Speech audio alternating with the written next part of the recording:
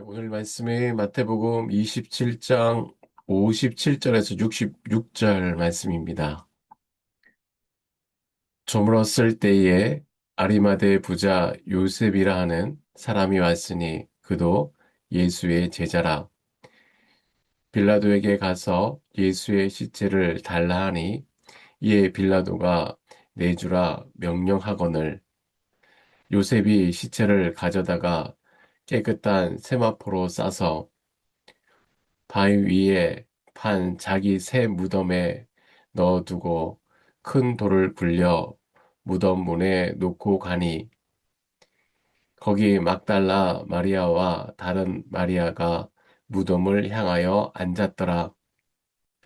그 이튿날은 준비일 다음 날이라 대제사장들과 바리새인들이 함께 빌라도에게 모여 이르되 주여, 저 속이던 자가 살아 있을 때에 말하되 내가 사흘 후에 다시 살아나리라 한 것을 우리가 기억하노니 그러므로 명령하여 그 무덤을 사흘까지 굳게 지키게 하소서.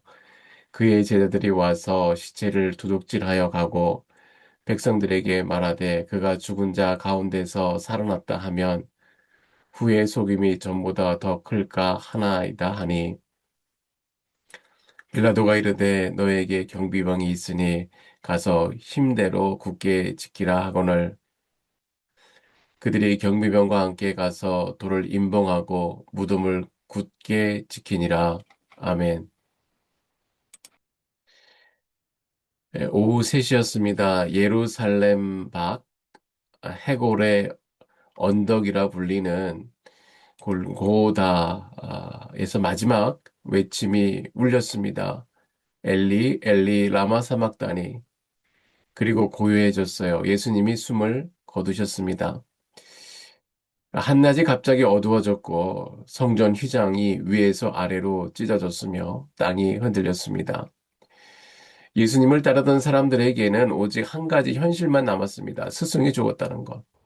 그것도 로마의 십자가 위에 반역자처럼 수치스럽게 죽었다는 것에 제자들은 모두 어디론가 사라졌습니다. 베드로는 닭이 울 때 울면서 도망쳤고 나머지 12제자는 겟세마네 동산에서부터 이미 뿔뿔이 흩어졌습니다. 갈릴리에서 함께 따르던 여인들 몇몇이 멀리서 지켜보고 있었지만 아무도 앞으로 나서지 못했어요. 해는 기울어 가고 있었습니다. 유대인의 안식일이 시작되기 전에 시신을 수습해야 했습니다. 그러나 나설 사람이 없었어요. 바로 그 순간 한 사람이 등장합니다. 본문 57절입니다. 저물었을 때에 아리마대의 부자 요셉이라 하는 사람이 왔으니 그도 예수의 제자라. 빌라도에게 가서 예수의 시체를 달라 하니 이에 빌라도가 내어주라 명령하거늘. 오늘 본문은 아리마대 요셉이라는 인물의 이야기입니다. 그러나 동시에 이 이야기는 우리 모두의 이야기이기도 합니다. 십자가 앞에서 사람이 어떻게 바뀌는가를 보여주는 이야기입니다. 함께 본문으로 들어가서 나누어 보길 원합니다. 첫째, 아리마대 요셉은 두려워서 숨었던 제자입니다. 여러분, 아리마대 요셉은 정말 인상적인 인물이에요. 마태는 그를 부자라고 소개합니다. 누가는 그를 선하고 의로운 사람이라고 표현하죠. 마가는 존경받는 고계원이라고 기록합니다. 그리고 요한은 그가 예수님의 제자였다라고 말합니다. 부자, 공회원, 선하고 어려운 사람, 예수님의 제자. 이 정도면 완벽한 크리스찬 아닙니까? 어느 교회를 가도 이런 분이 있으면 참 신앙이 좋으신 분 아니겠습니까? 그런데 성경은 이 화려한 스펙 바로 앞에 한마디를 더 붙입니다. 요한복음 19장 38절입니다. 아리마대 사람 요셉은 예수의 제자이나 유대인이 두려워 그것을 숨기더니 유대인이 두려워 그것을 숨겼더니 이 문장이 모든 것을 바꿔놓습니다. 그는 예수님의 제자였어요. 그러나 숨겨둔 제자였습니다. 비밀 제자였어요. 예수님의 3년 공생애 동안 그의 이름은 복음서 어디에도 등장하지 않습니다. 5천 명을 먹이실 때도 예루살렘 입성 때도 최후의 만찬 때도 아리마대 요셉은 없었어요. 그는 언제나 뒤에 있었습니다. 조용히 멀리서 드러나지 않게 그렇게 살았습니다. 그는 사내들인 공회원이었습니다. 70명으로 구성된 유대 최고 법정의 일원이었어요. 그 공회가 예수님을 죽이기로 결의했을 때 요셉은 그 투표에 반대했다고 합니다. 그러나 반대표를 던지는 것과 공개적으로 예수님 편에 서는 것은 전혀 다른 일입니다. 그는 반대했지만 드러내지 못했습니다. 당시 상황은 어땠습니까? 요한복음 9장 22절은 이렇게 기록합니다. 유대인들이 이미 예수를 그리스도로 시인하는 자는 출교하기로 결의했다. 예수님을 믿는다고 고백하면 회당에서 쫓겨났습니다. 공동체에서 배제되었습니다. 그것은 단순히 교인 자격을 박탈하는 것이 아니에요. 당시 유대 사회에서 회당은 삶 전체였습니다. 거기서 쫓겨난다는 것은 경제적, 사회적, 문화적으로 죽음을 의미했습니다. 그래서 요셉은 숨었어요. 그는 나쁜 사람이 아니었어요. 선하고 의로운 사람이었습니다. 예수님을 사랑했어요. 그러나 두려웠습니다. 잃을 것이 너무 많았어요. 그래서 마음속으로만 믿고 입으로 고백하지 못하는 제자로 살았습니다. 요셉을 정죄할 수는 없습니다. 그것이 우리의 모습이기도 하기 때문입니다. 그런데 말입니다. 놀라운 일이 벌어졌습니다. 해가 저물어 가는 그 시간, 모든 제자들이 숨어 있는 그 시간에 어, 유대인이 두려워 평생 숨어 지냈던 아리마다 요셉이 갑자기 태도를 돌변합니다.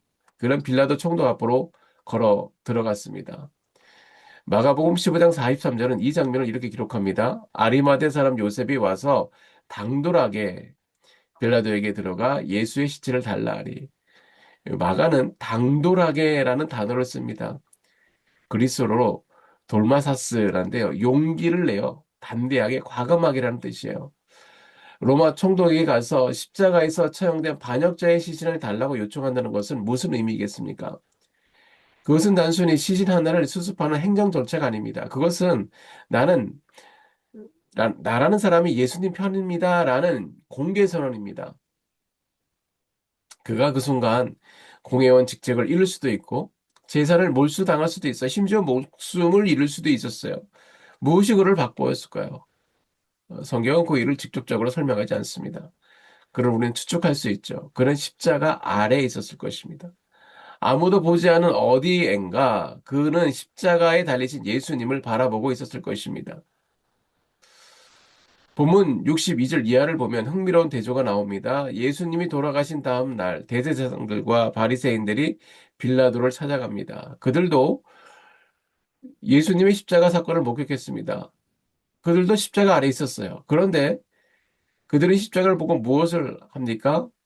더 단단히 그것을 막으려고 합니다. 경비병을 세우고 돌을 임봉하고 혹시 부활 소문이 날까봐 전전긍긍합니다. 같은 십자가를 보았습니다. 그런데 어떤 사람은 변화되고 어떤 사람은 더 굳어졌습니다. 고린도전서 1장 18절이 이 신비를 설명합니다. 십자가의 도가 멸망하는 자에게는 미련한 것이요 구원을 받는 우리에게는 하나님의 능력이라.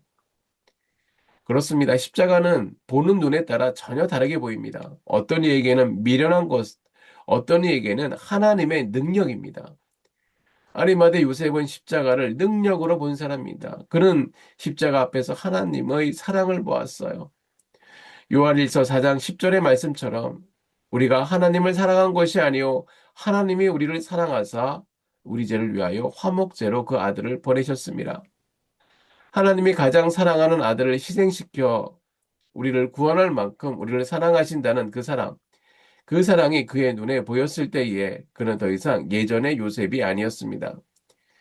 그는 십자가 아래서 주님을 바라보며 마음 깊은 곳에서 무언가가 무너지는 것을 느꼈을 것입니다.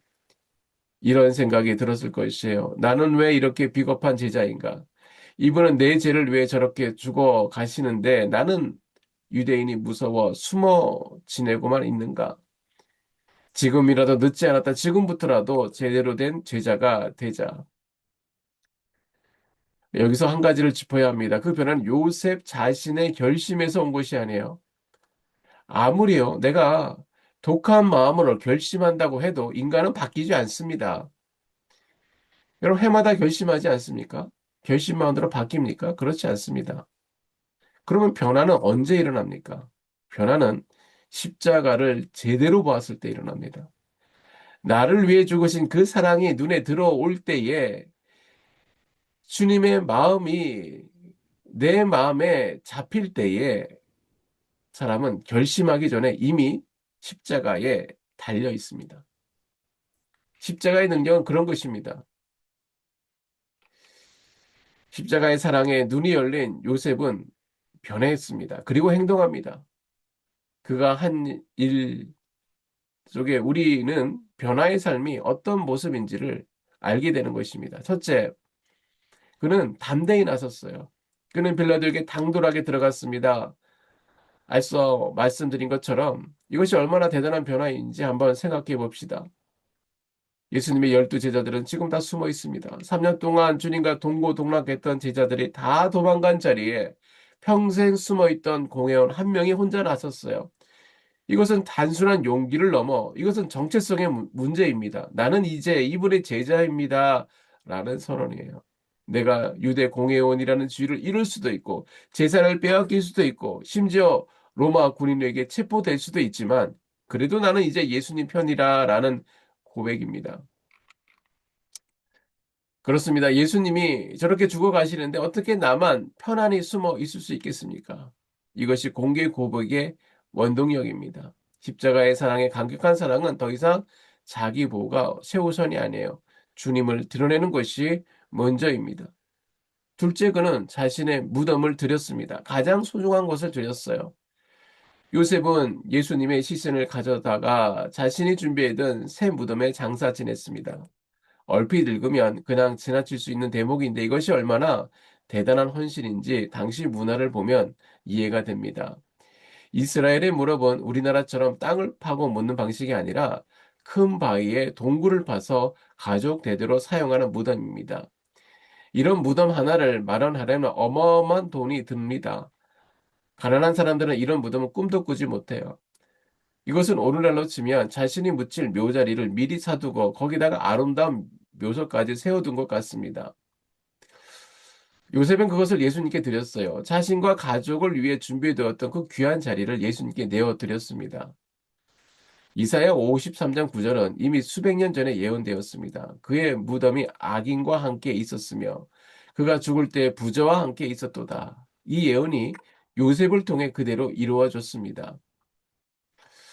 19세기 말에 에이미 카마이크라는 아일랜드 출신 여성이 인도 선교를 떠났습니다.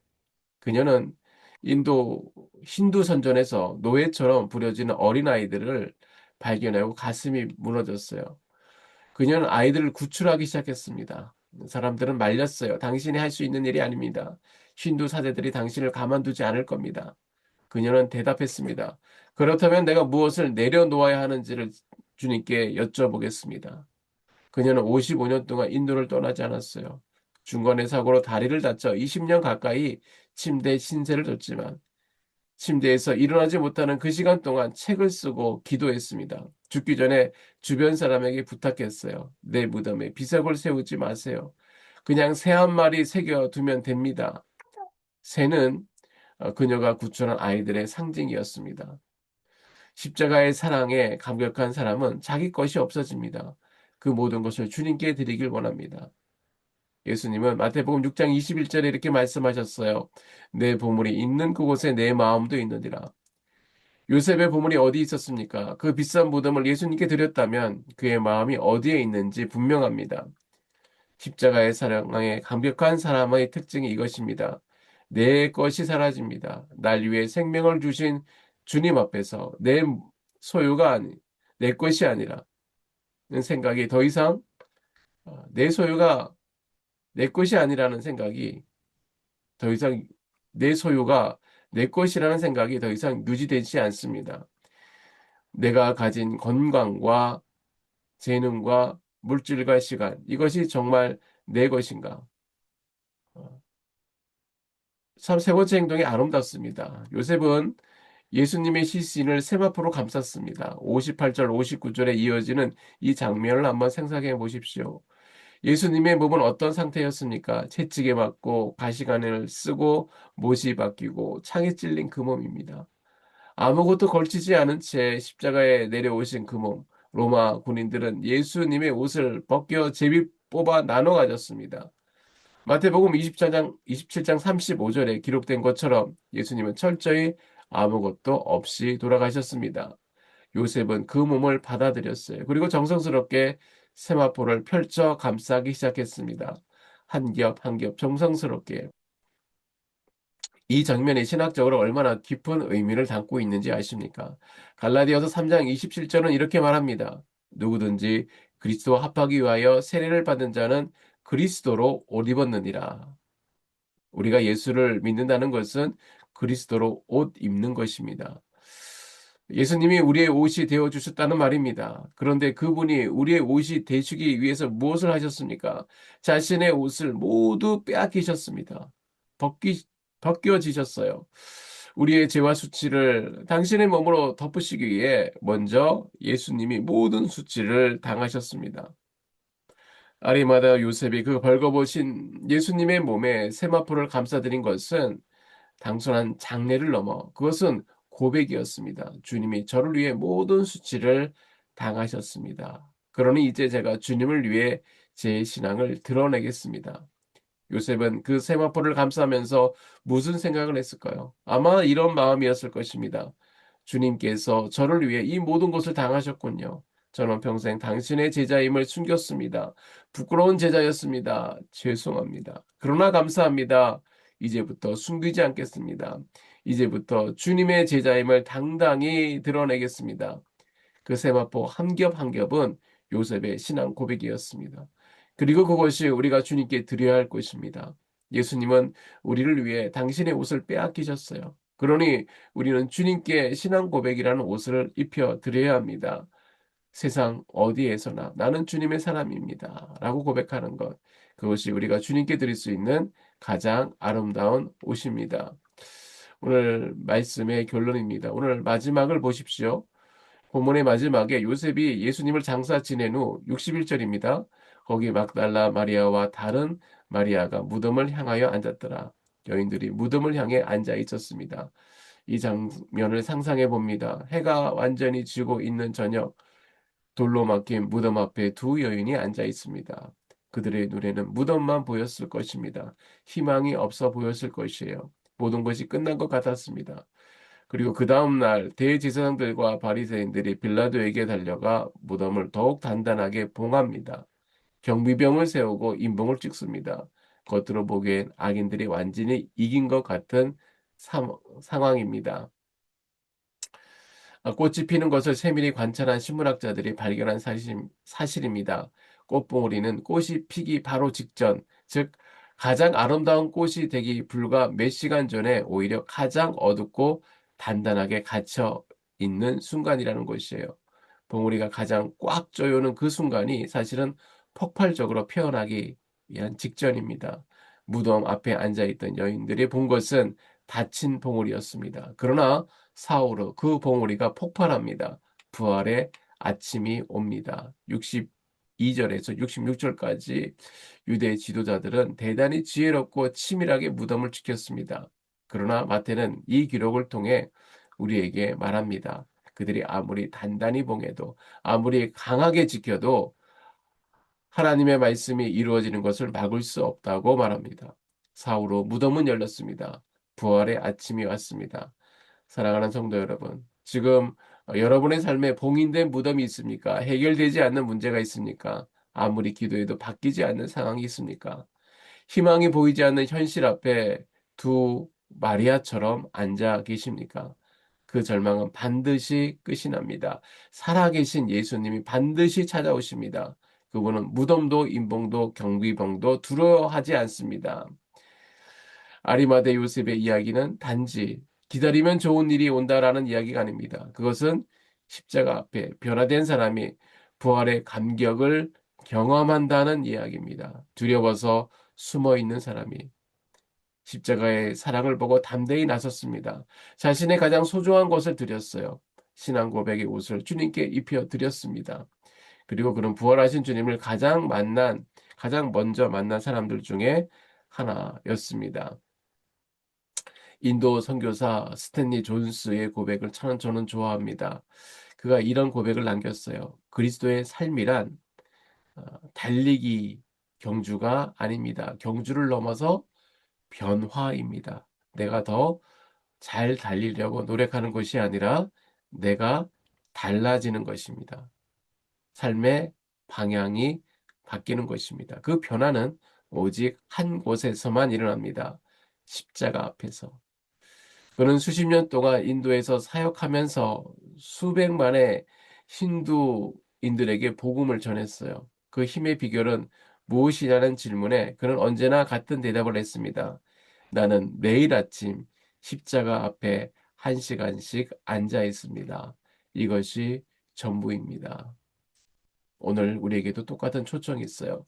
십자가 앞에 앉읍시다. 그리고 주님이 나를 위해서 무엇을 하셨는지 천천히 깊이 바라보고 묵상합시다. 두려워서 숨어 있었던 요셉을 바꾼 것, 비겁한 제자를 담대한 헌신자로 바꾼 것, 그것은 결심이 아니었어요. 십자가였습니다.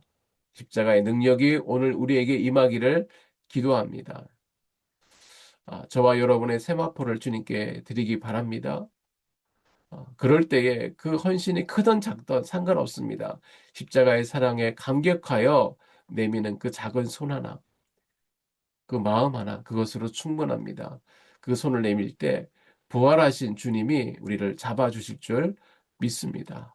우리 다 같이 기도하겠습니다. 하나님 아버지 감사합니다. 오늘 아리마대 요셉을 통해서 우리 자신을 보게 하시니 감사합니다. 유대인이 두려워서 평생 자신을 숨겨왔던 그 아리마다의 모습이 나의 모습이기도 합니다. 그러나 주님의 십자가 앞에 서게 하여 주시옵소서. 나를 위해 모든 옷을 빼앗기고 모든 수치를 당하시고 마침내 생명을 주신 그 사랑을 오늘 이 새벽에 다시 한번 기억하고 다시 한번 보게 하옵소서. 그 사랑에 눈이 열릴 때에 요셉처럼 우리도 변화될 줄 믿습니다. 우리의 세마포를 주님께 드리는 용기를 허락하여 주시고 주님이 우리의 옷이 되어 주셨으니 우리도 신앙 고백이라는 주님이 나의 주님이시라는 고백의 옷을 주님께 입혀드리는 인생이 되게 하여 주시옵소서. 예수님의 이름으로 기도드립니다. 아멘.